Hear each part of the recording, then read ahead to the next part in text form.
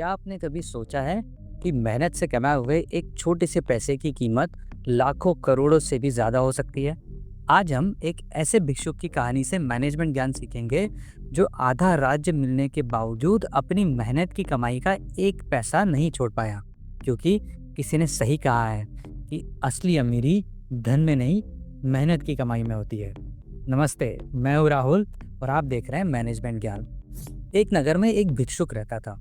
वो अपने परिवार के लिए 2 जून की रोटी जुटाने के लिए जी तोड़ मेहनत किया करता था। एक दिन वो अपनी जरूरत से ज्यादा एक पैसा कमाने में सफल हो गया। इससे उसकी खुशी का ठिकाना न रहा। वो सोचने लगा कि इस पैसे को मैं कहाँ छिपाऊं, कैसे इसे चोरों की नजर से बचाऊं। जगह जगह वो तलाश करने लगा कि कौन सी जगह पर मैं इसे छुपाऊं। वो नगर के एक उत्तरी द्वार पर पहुंचा। उसने सोचा, यहाँ अपने खजाने को यानी एक पैसे को छुपाने के लिए ये एक बड़ी अच्छी जगह है। वो हाथ लगा लगा कर देखने लगा कि कौन सी ईंट पक्की है और कौन सी ईंट थोड़ी सी कच्ची।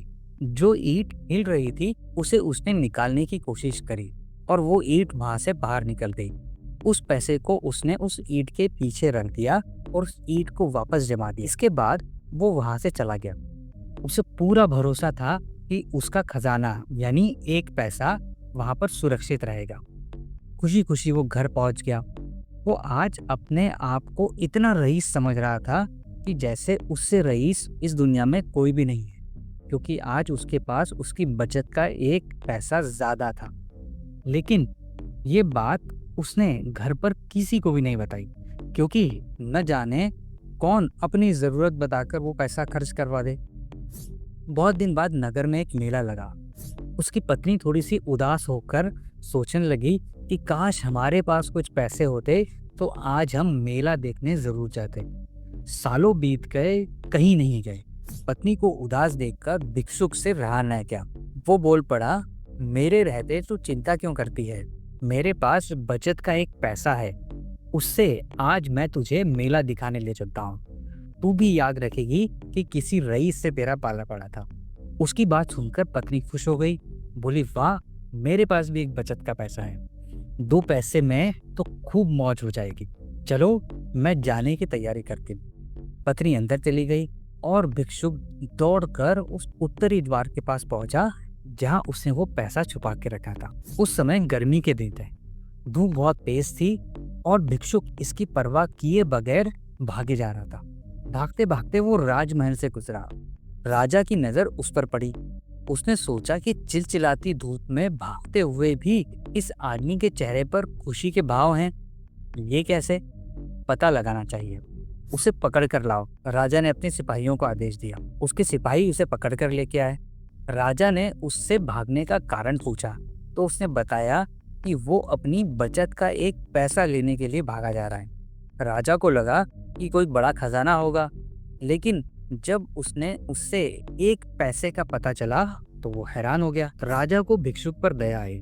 वो बोला कि मैं तुम्हें एक स्वर्ण मुद्रा देता हूँ, उस एक पैसे को तुम भूल जाओ। भिक्षुक बोला, धन्यवाद महाराज, लेकिन मैं वो पैसा लेकर ही घर जाऊंगा। इस पर राजा ने उसे काफी समझाया। जब वो नहीं माना तो राजा ने रकम बढ़ा दी।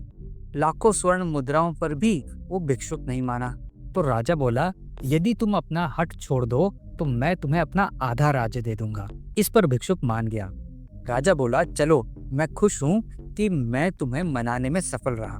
अच्छा बताओ, तुम्हें राज्य का कौन सा हिस्सा चाहिए? तो भिक्षुक बोला कि महाराज, मुझे राज्य का उत्तरी हिस्सा चाहिए, जहाँ पर मैंने मेरा बचत का एक पैसा छुपा के रखा है। दोस्तों, अगर इस कहानी के मैनेजमेंट ज्ञान पर नजर डालें तो देखा आपने, आधा राज्य मिलने के बाद भी भिक्षुक अपने एक पैसे को नहीं मोला। जानते हैं क्यों?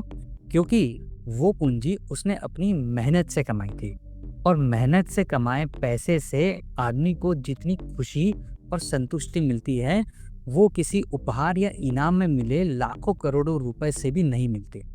यकीनन आपको भी वो क्षण याद होगा जब आपने आपके हाथ में अपनी पहली कमाई को रखा होगा और आप कभी उसे भूल नहीं पाएंगे, फिर भले ही वो राशि छोटी क्यों ना हो, शायद इसलिए आप अपनी मेहनत की कमाई को कभी भी व्यर्थ चीज़ों में नहीं डालना चाहते, बल्कि सोच समझकर खर्च करते हैं। दूसरी ओर, किसी भी आदमी को मेहनत और ईमानदारी से कमाए गए पैसा ही फलता है। बेईमानी और उल्टे सीधे काम से मिला पैसा ऐसे ही कामों में बर्बाद हो जाता है। इसलिए यदि आप भी जीवन भर खुश और निश्चिंत रहना चाहते हो, तो केवल मेहनत की कमाई में विश्वास करो और ज़रूरत के लिए पैसे को जोड़ो और सेविंग करो।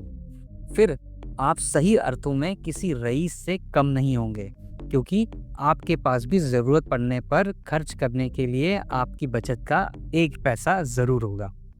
तो ये था आज का मैनेजमेंट ज्ञान। उम्मीद है आपको ये पसंद आया होगा। अगर पसंद आया हो तो इसे लाइक, कमेंट और शेयर करें।